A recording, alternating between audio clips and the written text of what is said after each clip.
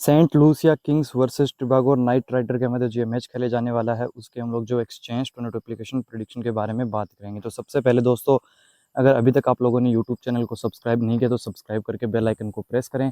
और साथ ही साथ दोस्तों, अभी तक अगर आप लोगों ने टेलीग्राम चैनल को ज्वाइन कर लेना। टेलीग्राम चैनल का लिंक आपको वीडियो के डिस्क्रिप्शन में मिल जाएगा, तो वहाँ से आप लोग ज्वाइन कर सकते हो। और साथ ही साथ दोस्तों, व्हाट्सअप चैनल को भी ज्वाइन कर लेना। दोस्तों, टेलीग्राम चैनल पे आपको एक्सचेंज टोर्नामेंट एप्लीकेशन की पिक्स वगैरह मिलती है, और साथ ही साथ दोस्तों फैंटेसी यात्रा एप्लीकेशन के रिगार्डिंग आपको टीम्स वगैरह प्रोवाइड की जाती है। और जो भी हमारा डेली का जो प्रोग्रेस रहता है वो आपको यहाँ पर शेयर किया जाता है।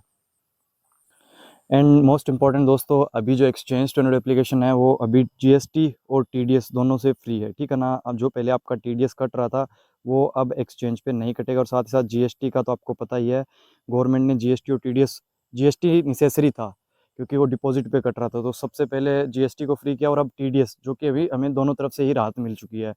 सो अगर अभी तक एक्सचेंज को डाउनलोड नहीं किया तो आप लोग डाउनलोड कर लेना। आप जो है अपना जीएसटी और टीडीएस दोनों यहाँ पर बचा सकते हो। और साथ साथ दोस्तों, नए कॉन्सेप्ट का एप्लीकेशन है जहाँ पर हम एक प्लेयर को बाय या सेल करके प्रॉफिट बना सकते हैं। तो इसका डाउनलोड लिंक आपको इस वीडियो डिस्क्रिप्शन में मिल जाएगा। तो दोस्तों, सबसे इंपॉर्टेंट चीज़ अगर इस मैच के बारे में हम बात करें तो देखो, वहाँ अगर हम बात करें, टीकेआर ने 2 मैच खेले हैं, एक मैच वन साइडेडली जीती है और एक मैच जो अगर हम बात करें तो एक प्रकार से वन साइडेड हारी है। सेंट लूसिया किंग अभी तक अगर हम बात करें तो डिसेंट साइन का स्टार्ट रहा है। तो सबसे इम्पोर्टेंट दोस्तों, जो हम बात कर रहे थे कि देखो, इस टीम के लिए जो मेन इंपॉर्टेंट प्लेयर है निकलस पूरन, जो कि वन डाउन बैटिंग करने आते हैं और एक most important left handed batsman है टीकेआर की तरफ से। अभी नेक्स्ट मैचेस के अंदर जो 5 मैचेस आएंगे तो उनके अंदर हम इनको बाय ही करेंगे। देखो, विकेट कीपिंग के साथ साथ आपको एज अ प्योर बैट्समैन भी ये बहुत ज़्यादा पॉइंट्स देने की क्षमता रखते हैं। और जब भी एक अच्छी इनिंग्स खेलते हैं ना, लाइक जब भी इनको अच्छा स्टार्ट मिलता है तो एक बड़ी इनिंग में उसको कन्वर्ट करते हैं। ऊपर से जो बाउंड्रीज के जो हमें एक्स्ट्रा पॉइंट्स मिलते हैं, लाइक चाहे वो चौका लगाए चाहे सिक्सेस लगाए तो उसके एक्स्ट्रा रिवार्ड्स मिलते हैं, तो वो भी इनके बहुत ज़्यादा लाइक होते हैं। तो उससे भी हमें जो है बहुत ज़्यादा पॉइंट्स मिलने के आसार रहते हैं। तो निकलस पूरन की अगर मैं बात करूँ, 50 रुपये के अंदर एक बढ़िया चॉइस रहेगी और होल्ड के लिए भी आप इनको ट्राई कर सकते हो। देखो, लास्ट टाइम हमने आपको एक प्लेयर का एनालिसिस दिया था, गुरकेश मोती का, जहाँ पर मैंने ये चीज़ भी आपको हिंट दी थी कि देखो, जब भी लो स्कोरिंग मैच रहेगा तो उस टाइम वो प्लेयर जो है चलेगा। देखो, ये चीज़ें हम सिर्फ एनालिसिस से ही जो है वो अपना पता निकाल सकते हैं, क्योंकि देखो, जब लो स्कोरिंग मैच रहेगा तो उस केस के अंदर बैटर्स के चांसेस पूरे रहते हैं कि वो उनके पॉइंट्स कम रहेंगे। तो वो ऑलराउंडर है एक, तो ऊपर से कभी कभी ओपनर आते हैं और साथ ही साथ जब भी विकेट्स चिटकाते हैं एज अ स्पिनर, 2-2 3-3 विकेट भी लेकर जाते हैं। तो उस केस के अंदर जो है वो ऐसे हम एनालाइज करके जो है वो होल्ड के लिए अच्छी पिक्स निकाल सकते हैं। तो उस पर भी एक मैं डेडिकेटेड वीडियो बनाने वाला हूँ। देखो, अभी हाल ही में 1-2 दिन मतलब मेरे को जो है वो आपको मैंने बताया भी था टेलीग्राम पे कि मैचेस नहीं है। सो मैं अच्छे इन्फॉर्मेटिव वीडियो डालूंगा, बट कुछ रीज़न की वजह से, जैसे मैं बोलता हूँ कि हमेशा मेरा यही मानना रहता है कि अगर हमारे पास फ्री टाइम होता है, हम फुली फोकस्ड रहते हैं, तभी जो है हमें एनालाइज करके ट्रेड लेना चाहिए। अदरवाइज भागे दौड़ में या फटाफट से ऐसा कभी कदम नहीं उठाना चाहिए कि ठीक है अभी ये मैच चल रहा है तो एकदम से 10 मिनट रहे हैं तो इसको हम जो ट्रेड कर लेते हैं, तो उस केस में लॉस होने के ज़्यादा चांसेस रहते हैं। अगर इस मैच में इन्वेस्टमेंट की अगर हम बात करें तो हम मीडियम इन्वेस्टमेंट रखेंगे इस मैच के अंदर। सो स्पेशली अगर मैं आपको बताऊं, जो पिक्स हम सेल के लिए ट्राई कर सकते हैं, लाइक जिनसे हमें लगभग 50 to 60% चांसेस है कि वो हमारे लिए प्रॉफिटेबल रहेंगे। सो उसके अंदर अगर मैं बात करूं एंड्रयू गोस की, तो 27 के अंदर हम इनको सेल के लिए ट्राई करने वाले हैं, ठीक है ना। उसके अलावा अगर मैं बात करूं नेक्स्ट प्लेयर की, तो अगेन चार्ल्स के साथ मैं जाने वाला हूँ, ठीक है ना, 30 रुपीज़ में। अब उसके पीछे रीज़न ये है कि एज अ प्योर बैट्समैन ही चार्ल्स जो बैटिंग करने वाले हैं, विकेट कीपिंग नहीं करेंगे। विकेट कीपिंग जो है वो टाइम शाइफर्ड करने वाले हैं। So team Seifert as a wicket keeper batsman आपको खेलते हुए दिखाई दे जाएंगे। सो अगर हम बात करें 32 रुपीज़ के अंदर, सो इनको हम जो वो बाय के लिए ट्राई करेंगे, क्योंकि अभी तक जितना भी इनका सीपीएल रहा है अभी तक इन्होंने प्रॉफिट ही दिया है एक मैच को निकाले, तो उसमें भी लॉस अगर एक बात करें ना, जैसे कि अगर हम 32 रुपीज़ में इनको बाय कर रहे हैं तो एक तो टोटल लॉस होता है, वैसा नहीं है।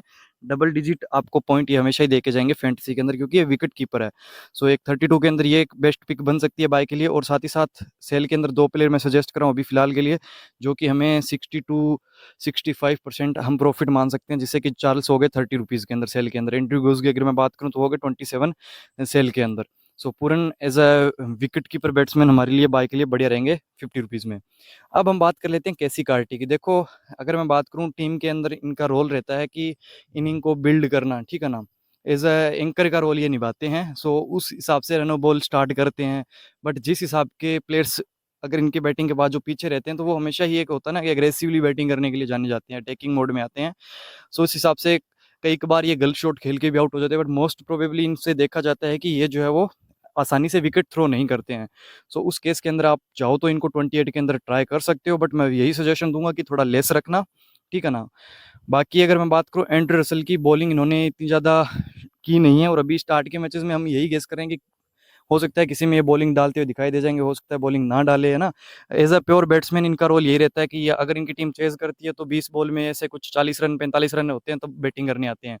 हाँ, जिस दिन इनकी टीम पहले बैटिंग करेगी तो उस दिन ये हमारे लिए एक डिफरेंशियल पिक हो सकती है होल्ड के लिए, जैसे कि हमने मोती की बात की उस हिसाब से होल्ड के लिए भी बढ़िया रहेंगे और इवन बाय के लिए भी बढ़िया रहेंगे। सो अगर टीकेआर पहले बैटिंग करती है तो मोस्ट प्रोबेबली एक बढ़िया चॉइस बनेगी बाय के लिए। पोलार्ड हमेशा ही मैं सजेस्ट करूंगा कि डिफरेंशियल पिक रहने वाली है।